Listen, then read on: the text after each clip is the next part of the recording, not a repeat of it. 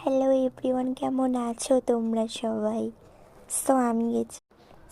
নৌকায় করে যাচ্ছিলাম, তো সেদিন গেছিলাম মায়াপুর। তো ওখানে গিয়ে তো ভালোই এনজয় করেছি। দেন চলেই আসলাম। তো আমার তো এখানে খুবই ভালো লাগে। এই মন্দিরটা নতুন হচ্ছে। দেন দেখো এই জায়গাটা কি সুন্দর লাগছে, ঝর্ণাটা আমার তো দারুণ লাগছিল। দেন আমরা টিকিট কেটে চলে গেছিলাম প্রসাদ খেতে। তো এখানে তো লাইন ছিল প্রচুর। ফার্স্টে এখানে খিচুড়ি দিয়ে দিয়েছিল, আর দেখো কত লোকজন এখানে খাচ্ছিল।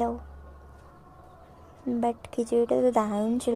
তারপর দিয়েছিল ভাত, ডাল আর তরকারি।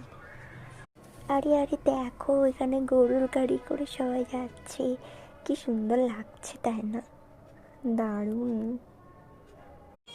আমরা চলে এসেছিলাম গৌশালায়। তো ওখানে তো প্রচুর গরু, দারুণ লাগছিল এই গরুগুলোকে দেখতে।